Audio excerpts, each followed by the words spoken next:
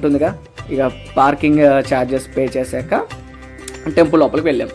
So ఫైనల్గా temple దగ్గరికి చేరుకున్నామండి. ఇదే ఆ టెంపుల్, శ్రీ సీతారామచంద్ర స్వామి టెంపుల్. ఈ టెంపుల్కి ఒక హిస్టరీ కూడా ఉందండి. ఇది 13th సెంచరీలో వేంగి చాళుక్యులు అనే కింగ్స్ నిర్మించారని హిస్టరీలో ఉంది మనకి. సీతమ్మ వారు కొలువై ఉన్న కారణంగానే ఈ ఊరికి అమ్మపల్లి అని పేరు వచ్చిందని మనకి హిస్టరీలో చెప్తున్నారు.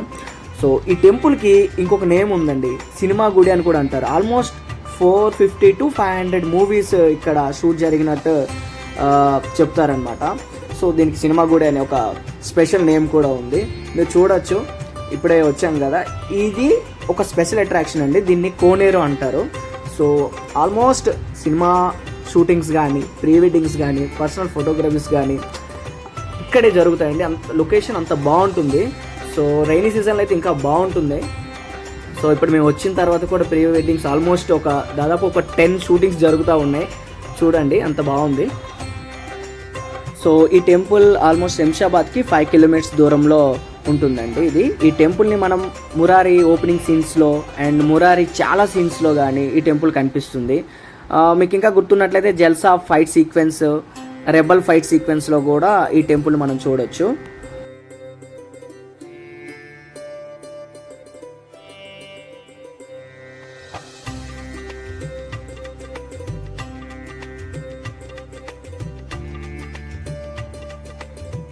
ఈ టెంపుల్ యొక్క డీప్ హిస్టరీని చెక్ చేసినట్లయితే సీతారాములు వారు వాళ్ళ వనవాసం టైంలో ఇక్కడికి వచ్చి సేద తీరారని పురాణాలు చెబుతూ ఉన్నాయి. అండ్ ఈ టెంపుల్ని అమ్మపల్లి టెంపుల్ అని కూడా అంటారు.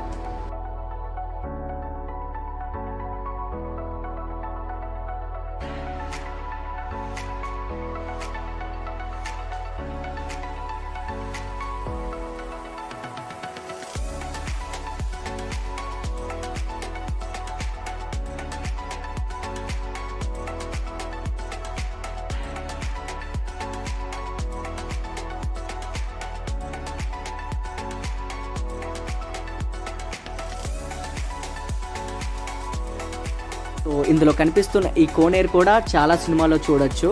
లైక్ సంక్రాంతి సినిమాలో సంక్రాంతి సాంగ్ కానివ్వండి, అలాగే ఎగ్దమ్ సినిమాలో చాలా సీన్స్ కూడా ఇక్కడ షూట్ చేశారు. మీరు ఏదైనా మూవీలో ఈ టెంపుల్ని చూసుంటే కామెంట్ బాక్స్లో కామెంట్ చేయండి.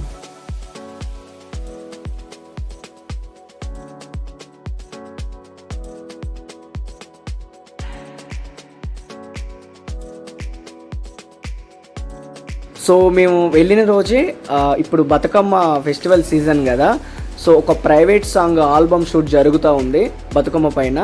సో అది కాసేపు చూసాము. కొంచెం ఎంటర్టైనింగ్గా అనిపించింది.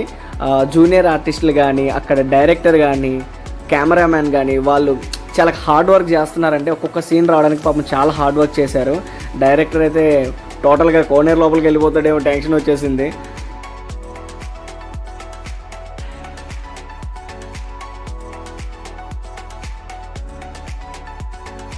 సో ఇక్కడ ఇంకొక ఇన్ఫర్మేషన్ అండి, టెంపుల్కి సరౌండింగ్స్లో ఫ్లవర్ గార్డెన్స్ ఉన్నాయి. సో ఈ మధ్యన రీసెంట్గా ప్రీ వెడ్డింగ్ షూటింగ్స్ అక్కడ కూడా షూట్ చేయడం అనేది స్టార్ట్ చేశారంట.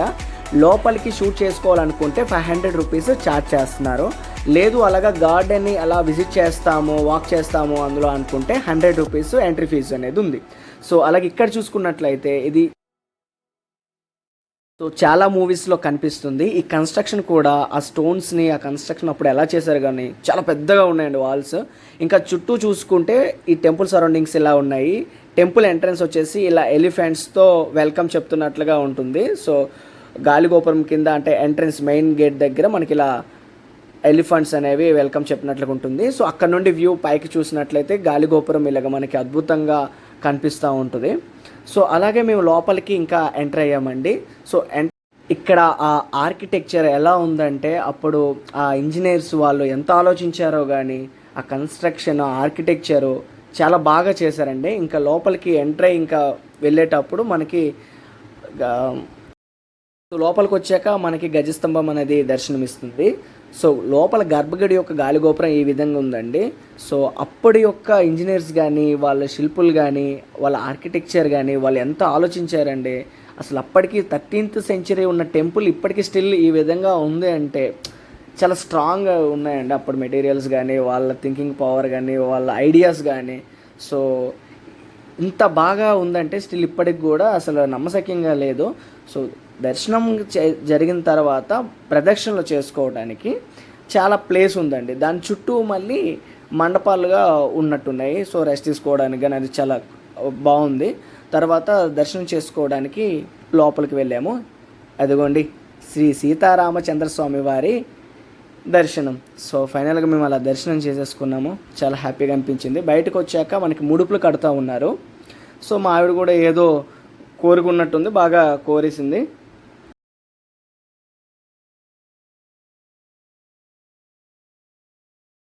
సో అదండి మొత్తానికి టెంపుల్ లోపల బయట మీకు అన్నీ చూపించాను. సో యాక్చువల్లీ ఏంటంటే మనకి లైట్ ఫెయిల్ అవుతుందని చెప్పి కొంచెం స్పీడ్గా తీసానండి. అంటే అప్పటికే లైట్ ఫెయిల్ అయిపోతూ ఉంది. సో ఉన్నంత వరకు ఉన్న లైటింగ్లో నేను అలా కవర్ చేసేసి మీకు అనేది ఇచ్చానండి. సో ఇదండి మొత్తానికి ఈ వీకెండ్లో మేము శ్రీ సీతారామచంద్రస్వామి దర్శనం చేసుకొని మేము బయటకు వచ్చేసాము. సో బయటకు వచ్చేసాక ఇంకోటి ఏంటంటే నైట్ షూట్ స్టార్ట్ అయిపోయాయండి. చెప్పాను కదా 7 PM వరకు టెంపుల్ ఓపెన్ ఉంటుందని. అప్పుడే భక్తులు ఇంకా స్పీడ్గా రావడం జరిగింది. సో ఫైనల్గా థ్యాంక్ యూ ఫర్ వాచింగ్ అండి. సబ్స్క్రైబ్ చేసుకోండి మనోభాగ్య ఛానల్ని. నెక్స్ట్ వ్లాగ్లో మరొక ఇంట్రెస్టింగ్ వ్లాగ్ మీ ముందుకు రావడానికి ట్రై చేస్తాను.